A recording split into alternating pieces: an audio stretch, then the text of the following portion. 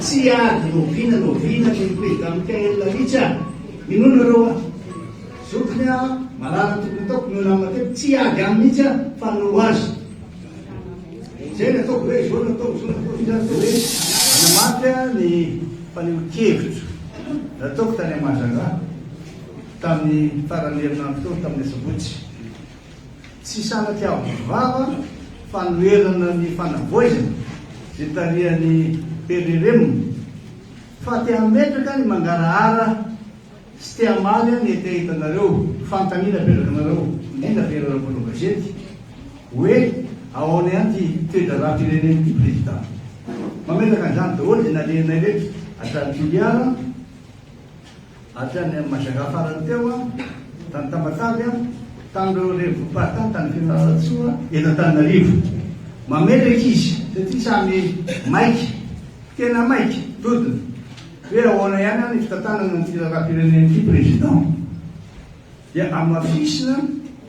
fa anjarandraikitry ny antoko sy mpitaky ny toko ny tondra ny hevitro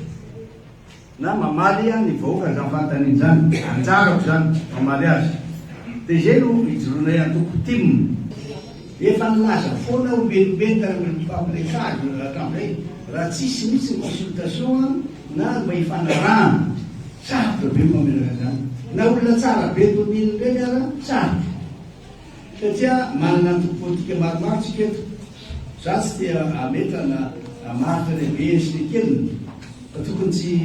tokony fanadea fampanaona fijerena na fiana telepo misy fijerena hoe sortouriste mame anarana telo izy dia mba manao fijerena dia samy laza ny heloneo le olona iny fa le olona manaiky hoe mety io na tsy mety io dia malaza leo zany zay azy ataitra mihitsy a tsika tato Madagasikara sy mpanona azy am'izay fomba fiteniny reo any na inona ny zaty zay any zaty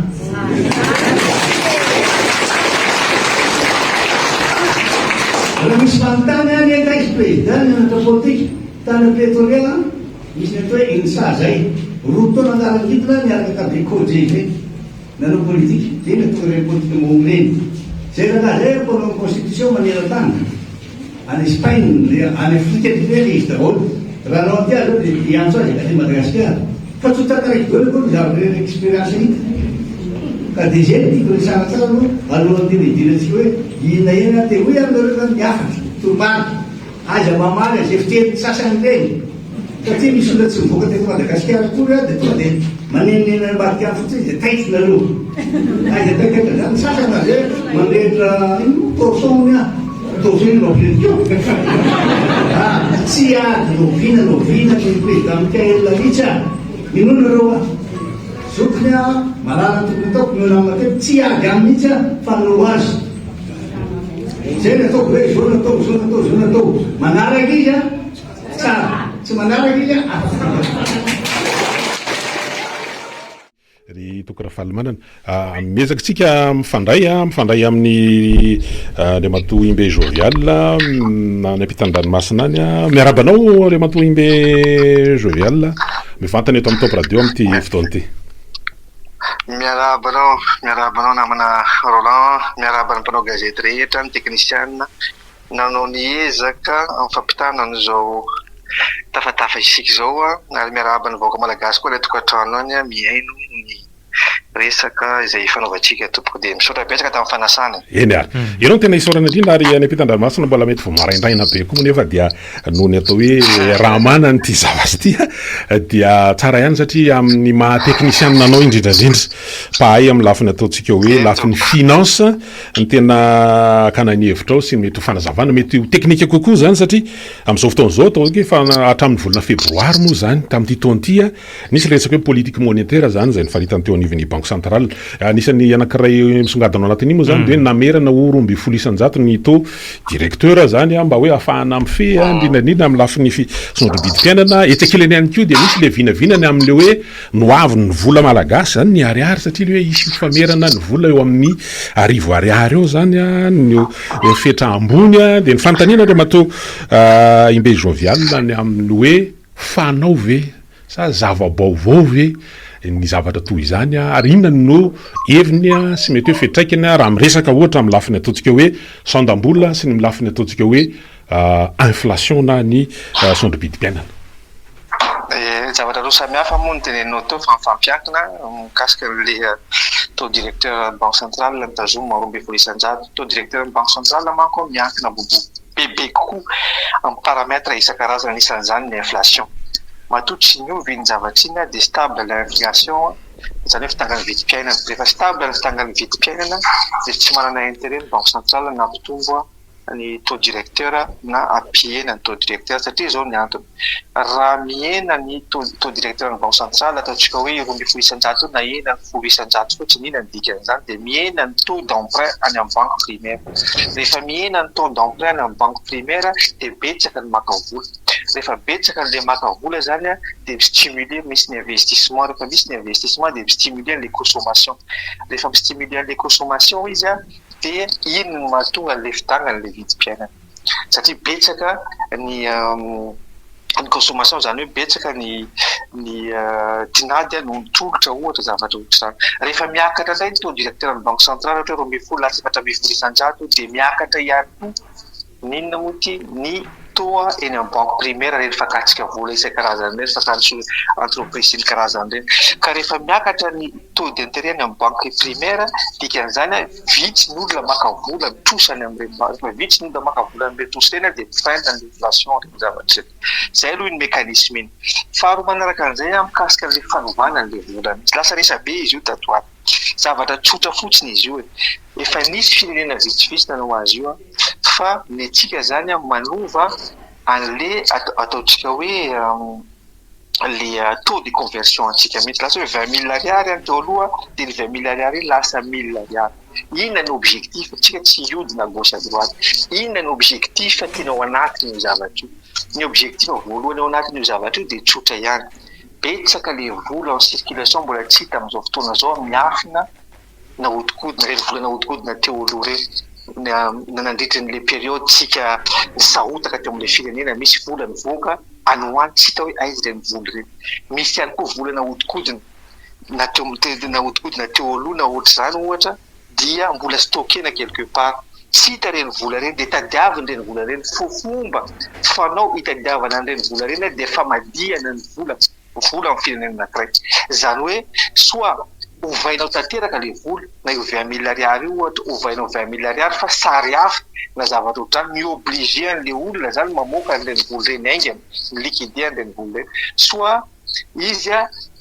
ataony zareo ohatran'ny fanaovana zareo 1 000 ariary ny limitena io 1 000 ariary io dia izay manana 20 000 ariary na 10 000 ariary na 5 000 ariary miafokafina any dia tsy maintsy mandeha ny amin'ny banque centrale na ny amin'ny banque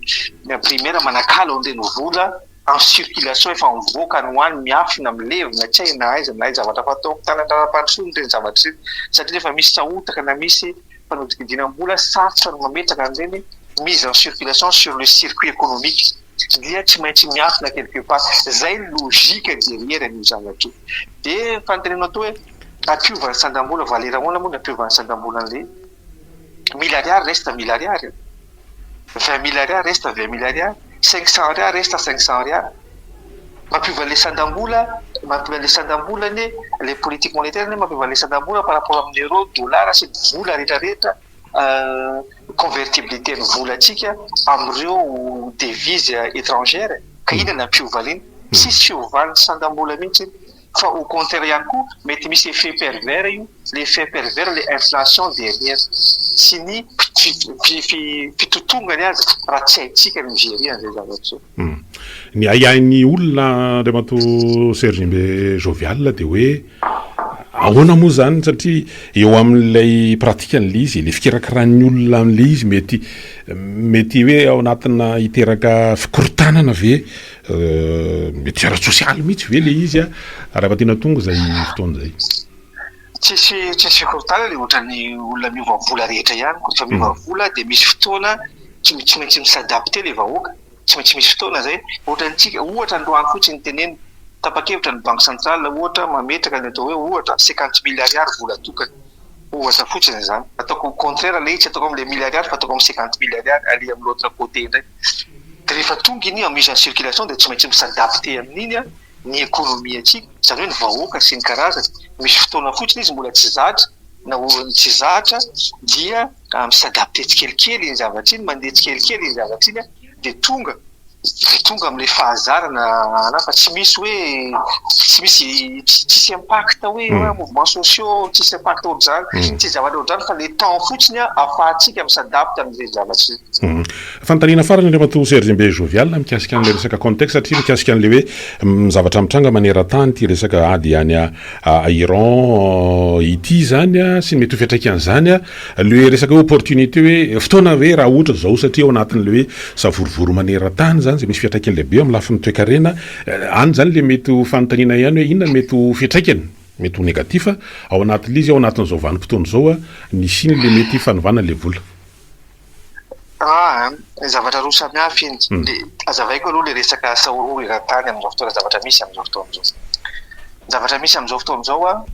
dia ino no nitaritako ny sainy gouvernemanta izay vao tafatsangana moa iarabana azy sy ny karazany isaritana ny sainy satria miova le contexte géopolitique niady ao Iran surtout niady ao Iran sy Israël, Iran, les États-Unis niady ao Ukraine efa hitantsika efa niainana ela fa mbola nampety ady Iran tia dia mampiova ny système géopolitique surtout eo amin'ny lafiny économique fantaritsika fa izao tontolo zao dia miankina amin'ny pétrole fantaritsika ny problème ny détroit de Hormuz fantaritsika zany zavatra rehetrarehetra zany dikan'izany ny gouvernemanta mila mahatsapa ary mila conscient amin'ny zava-misy amin'izao fotoana zao resaka géopolitique mba illimitena fitana ny vidim-piainana aty Europa zao amin'izao fotoana zao ny baril ny pétrole ny 1 litre ny carburant ray efa midépasse 2 € zavatra tany amin'ny ataontsika hoe 1,30 € de lasa 2 € et quelque amintsika miteny zao dikan'izany misy impact direct vao maika avy any antsika tsy maintsy misy impact direct reny zavatra io amin'ny fitangan'ny vidim-piainana zany mila impact direct dikan'izany mety mitady source hafa isika ary zay ny tokony prioritén'ny gouvernement mitady source hafa amin'ny resaka énergie io mbola tsy azo afaka exploiter tsika araka ny tokony ho izy ny Tsimoro sy ny karazany fa misy ny source any Angola misy ny source ao Nigeria misy ny ao Afrika ny betsaka ny source ao ary edivan'olona amin'izao fotoana zao tokony ny gouvernement atsika tokony mitondra zany solution zany mba ahafahantsika milimiter an'le inflation faharoa manaraka an'izay mety fisy fiantraikany avy ao amin'le volantsika amin'izay atoko amin'izay ny rapport amin'ny jabo satria raha manova an'le volantsika ka makany amin'le effet pervers ny teneniko to zany hoe makany amin'le effet manao dévaluation monnaie-tsika sy ny karazany dia misy fiantraikany eo amintsika zay efa lafo ny baril ny pétrole eo amin'ny tsirairesam-pirenena mbola mitotongana ihany koa ny volantsika nefa tsika manafatra an'ireo zavatra ao dia double pénalité ny mahazo antsika amin'izay fotoana zay le double pénalité io vao maika hitotongana roa avo eny ino ty hitangana roa avo eny ny taux d'inflation ao amintsika eo te ho zakany voaka malagasy ve zany valopolo isan-jato amintsika mbola tena sahirana ary marefo dia marefo ho zakatsika ave ny menaka androany ohatra 10 000 ariary hividy azy 30 000 ariary ho zakatsika ave zany rehetrarehetra zany ny politique économique ary mino ifantohan'ny premier ministre sy ny gouvernement tatarihana. Ia tonga eto amiko eto koa moa ny fanontaniana tonga amin'ny alalan'ny SMS Andriamato Serge Jovial ny hoe ianao dia isan'ireo nandehabe ny anarana fa prime ministre ministre ny vola nisy tokoa ve zay zavatra zay consulté ve ianao sa ianao no ny décline lay mety hoe poste zao zavatra efa teneniko foana eo foana rehefa misy ny fotoana ampoana an'le firenena na eo amin'ny gouvernement zany na tsy eo amin'ny gouvernement nandeha reny anaran'ireny hoe premier ministre sy ny karazany nandeha ihany koa ny anarana hoe ministre sy ny karazany misy reny zavatra reny ary tany Madagasikara zao vao tonga tamin'ny sabotsy teo ane vao tonga taty ivelany tamin'ny sabotsy teo nisy zany zavatra zany nisy ny fifampiresahana ary nisy ny fandaminana ihany koa fa tsy hoe tsy tafiditra ao ary za dia tamin'ny fotoana ny fampiresahana sy ny karazany dia nakahery ny premier ministre nakahery ny filoham-panjakana mihitsy hitondra ny vahaolana rehetra ho an'ny firenena ary hitondrasana an'le firenena tsy eo anaty gouvernement ianao no afaka miasa fa anaty ivelany azy ianao afaka miasa ary zaho anisan'ny manana isaorako an'izy ireo zany ataoko hoe relation amin'ny filoham-panjakana sy amin'ny premier ministre tsisy olana na milafiny iny zany na milafiny rehefa mitady ahy izy zao na hanolotra sosikevitra na ohatrany dia manao an'izany satria ho an'ny firenena zany zavatra tsy afeniny zany misy ny fifampiresahana fa zava-drehetra manam-potoana zay ngamba ny tenenako azy. Eny ary so nabe deabe nareo mato serra jovial tamin'izay fanazavana zay a manitsa be mbola ho avy mbola ho afaka miresaka maromaro kokoa rehefa eto toerana indray ianao na tsy maninona na ny ampitan-dranomasina satria dia mampifanakaiky ihany koa ny teknôlôjia fa ny tamin'ity androany ity aloha dia makasitraka tao anatin'ireo fanazavana indrindra fa teknika kiasika ny vola eny ary eny ary dia zay ihany koa aloha ny amin'ny ataontsika hoe vahintsika iny ry tokora fahalamanana dia anaraka dokam-barotra vitsivitsitsika dia monohy ny fandarana